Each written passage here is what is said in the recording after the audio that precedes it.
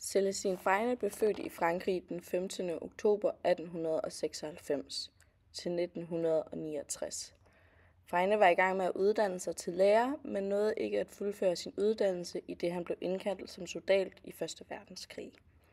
I krigen blev han hårdt såret, og i mange år led han af eftervirkninger af en lungeskade.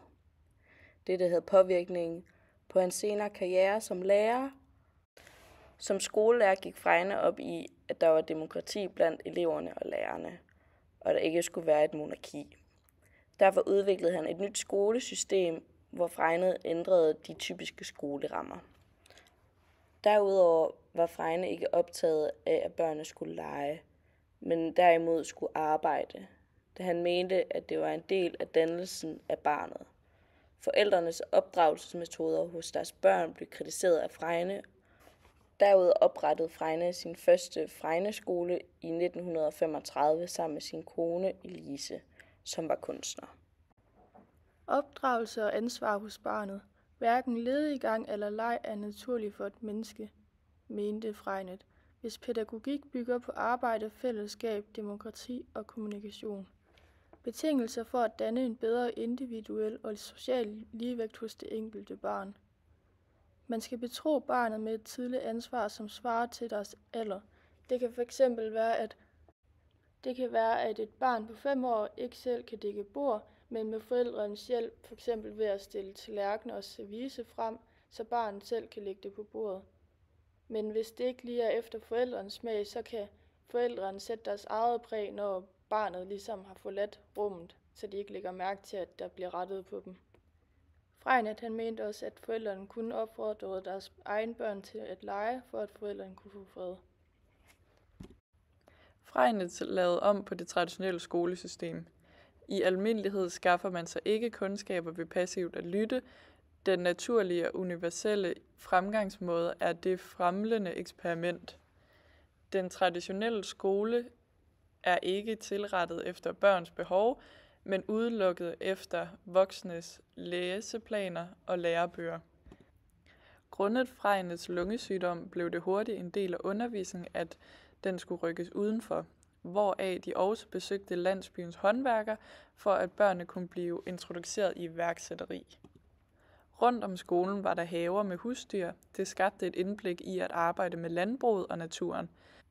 Freine mente, at man så tidligt som muligt skulle give børnene pligter, som var alderssvarende. Børnene fik lov til at beskrive deres selviagttagelser og oplevelser med at have undervisning uden for klasselokalet. Deres opgaver og værker var med til at skabe Freines pædagogik. Skoleopgaverne blev senere hen brugt til en klasseavis. Denne klasseavis gavnede deres faglige og sociale aktiviteter i klassen. Freines faglige bestræbelse var at forbedre læreprocessen i forhold til læsning og skrivning.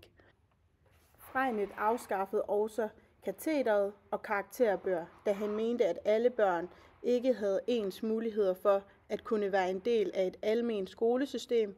Grunden til, at han fjernede disse tiltag, var, at flere og flere børn, som havde svært ved at tilpasse sig det traditionelle skolesystem. Skolegang og uddannelse kunne ændre selve menneskeheden, og målet med fremtidens udviklingsproces i skolen var, citat, det hele menneske som samfundsmedlem. Freines skolen dengang og skolerne i dag. Karakterer og sortering af børn er altid af det onde. En kamp med de franske skolemyndigheder endte med, at Freine i 1935 købte et lille hus med 2 værelser og startede sin første skole sammen med sin kone Elise. Skolen blev de efterfølgende år erstattet af en rigtig skole, bygget af elever og lærere. Freine havde meget fokus på kommunikation og demokrati i børnenes undervisning, for at de kunne være med til at skabe arbejdsfællesskab. Det er altid pædagogisk forkert at have for mange børn i klassen.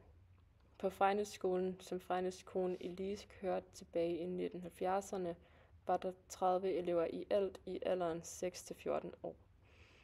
I dag ligger klasseloftet på 26, efter de i 2022 i folkeskoleforligskredsen blev enige om at sænke klasseloftet fra 28 til 26 elever, ved start fra årgangen 23-24.